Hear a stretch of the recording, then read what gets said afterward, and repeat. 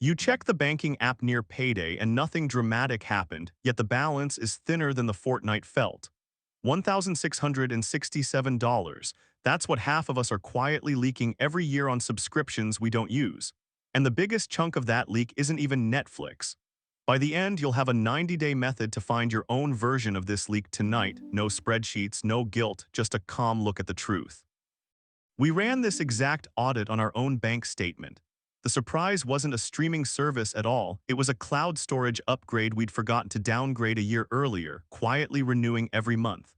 Quick note before we start, this is general information, not personal advice. Check your own situation before making a change. Now let's find out what's actually hiding in a normal household's recurring charges. Maybe it's a gym you haven't walked into since January. Maybe it's a streaming tile nobody's opened this month. This one caught us out too. It's an easy thing to miss when the charge is small and the guilt is quiet. This isn't a guilt trip about every comfort you enjoy. It's about finding the charges that only survive because canceling felt harder than signing up and giving that money a better job to do. Compare the market commissioned a survey of just over 1,000 Australians in March 2026. Half said they were unnecessarily paying for subscriptions. That's not a rare mistake, that's roughly every second household. Here's the cleaner way to think about it. The subscription that costs the most per month isn't always the one doing the most damage. Almost 6 in 10 people pointed to an unused Netflix account, but that's not where the real money was. Unused gym memberships were smaller in how often people mentioned them, but bigger in dollars. Around $93 a month for people still paying for a pass they weren't using. That's roughly $1,116 a year, sitting quietly on autopilot. Stack the survey's top 5 unused categories together at their published prices, and you get an annual total of about $1,667. That's not every household paying all 5, it's a useful ceiling for what forgotten auto-renewals can quietly cost. This is where the cheap feeling charge puts on a nicer jacket and walks back in as the expensive one. A small streaming tile feels harmless month to month. A dormant gym pass rarely feels harmless once a full year adds it up. None of this means you've been careless. It means the money's been going somewhere quiet, and once you can see it, you're no longer guessing. You're choosing, and it's worth saying plainly, this isn't a character flaw. Signing up is designed to be effortless. Noticing you've stopped using something is not, so the system quietly favors forgetting over remembering. So why does this keep happening to busy households? Other Australian research points to the same soft failure, not carelessness, just a system built to be forgotten. Westpac's research found 3 in 10 Australians admit they lose up to $600 a year on duplicate or unused apps. The single most common reason, forgetting to cancel a free trial before it quietly becomes a full charge. Free trials feel effortless. One tap and you're in. That's the vibe, no commitment, no cost, no thinking required. The trade-off, nobody sends you a friendly reminder before the trial becomes a real charge. Sign up is one tap. Canceling, as most of us have found, is 3 menus, a chatbot, and an "Are you sure?" screen. That's the hurdle. It's not always an accident, the extra steps are often designed to make you quit quitting. Screenshot every step if you're canceling something that fights back. Separate research from ING estimated around 8.4 million Australians were paying for subscriptions they didn't use. The top reasons: a forgotten free trial, a family member still using the login, or simply thinking they might need it later. Shared logins have their own vibe, generous, easy, nobody wants to be the one who cancels the family favorite. The trade-off is that nobody ever checks whether everyone's still actually using it. ING found family still uses it, is one of the top reasons people keep paying, reasonable in the moment, expensive over a year. The hurdle here isn't money, it's the slightly awkward conversation.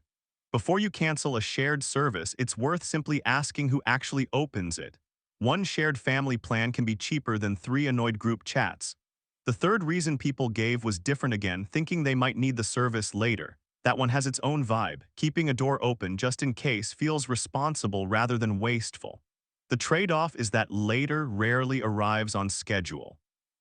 The charge keeps landing every month while the door sits open and nobody walks through it, which is a real cost for an imaginary future.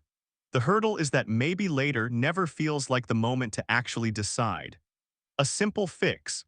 Most services let you resubscribe in minutes if you genuinely need it again, so closing the door tonight rarely costs you anything real. So pause on this for a second. In your household, is the bigger leak the forgotten trial nobody remembered to cancel, or the shared service nobody's checked on in months? They call for a different fix. This isn't only a homeowner's problem or only a renter's problem. Whether you're renting, paying down a mortgage, or living regionally, the same auto-renew habit finds its way into every household's statements. Two completely separate pieces of research landed in almost the same place. Compare the market's top 5 stack came to around $1,667 a year, and ING's average subscriber spend sat around $1,637 a year. That's not a coincidence. That's the size of the category.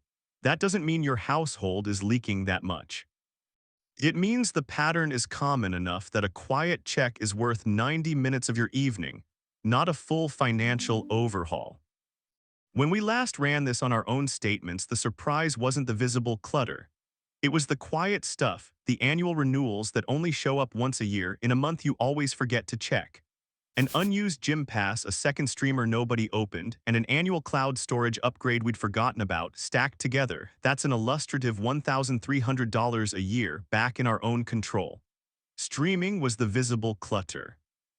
The annual renewals were the expensive game of hide and seek. The ones that only charge once a year, so they're the easiest to forget existed. The goal was never to cancel everything. It's to ask for each line, is this earning its place or is it just surviving because nobody looked closely? This is where the fine print matters. Regulators have flagged that some businesses make canceling genuinely difficult, extra steps, exit fees, or simply not responding. If that happens to you, keep every screenshot and written confirmation. This isn't only a city problem either. Regional households run the same phone plans, the same streaming bundles, the same app store billing. The audit works exactly the same whether the nearest gym is 5 minutes away or 40. Now for the more careful part, because this isn't a hack without consequences, and it's worth being honest about where it can go wrong. Here's a trap the 90-day scroll can miss. Subscriptions bundled inside a phone plan or billed through a smart TV's app store, sitting inside one lump line instead of their own charge. Those need a second look, not just a glance. The fix is simple once you know to look. Open your phone's subscription manager and your smart TV's account settings directly, rather than trusting the bank statement to spell everything out on its own. The most common trap isn't forgetting to cancel. It's canceling in a burst of motivation, then signing up for 3 new free trials the following month. The audit is only useful if the habit sticks. Here's the honest part. A found dollar only helps if it has somewhere to go. If the monthly saving just blends back into everyday spending, it disappears just as quietly as it arrived.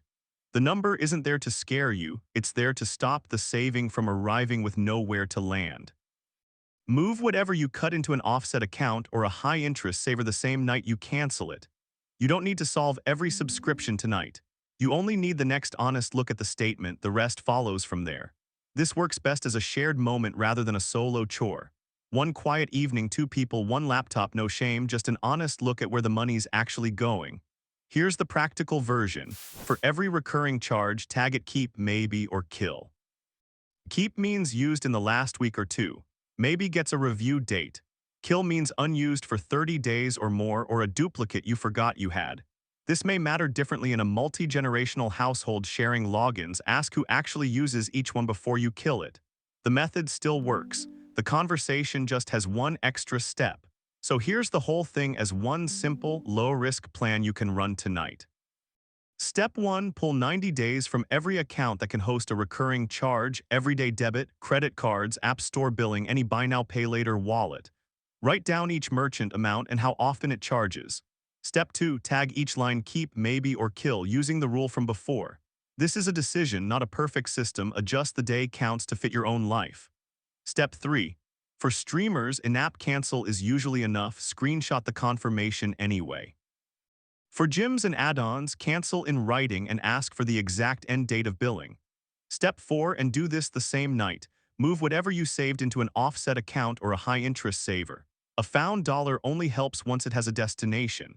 Step 5. For everything you keep, calendar the renewal 7 days early and set a shared renewals reminder so a free trial can never quietly become a full charge again. Notice the order here isn't random. Cancel before you save before you calendar, do it out of order, and the saving quietly evaporates before it ever reaches the offset account. That's the whole blueprint. 90 days of statements, 3 honest tags, cancel in writing where it fights back, park the saving immediately, and calendar what's left. Nothing here needs a spreadsheet obsession, just one quiet evening. Treat this as a quarterly habit rather than a one-off cleanup. Subscriptions creep back in over months, so a short check every few months keeps the leak from quietly reopening. The goal was never to prove you'd been careless. It was to find the money that's been running on autopilot and give it a better job, whether that's a buffer, a holiday, or just a little more breathing room. Whatever your own stack looks like, the method stays the same, the statement tells the truth, the tag makes the decision simple, and the destination is what makes the saving stick. One more reminder, this is general information, not personal advice. Your best move depends on your own household and accounts. For anything that feels genuinely stuck, consumer protection guidance can help too. You don't need to fix every subscription tonight. You just need 90 days of honest statements and one quiet hour. The rest takes care of itself. If this helped you find your own leak, subscribe. We put out one of these guides every week.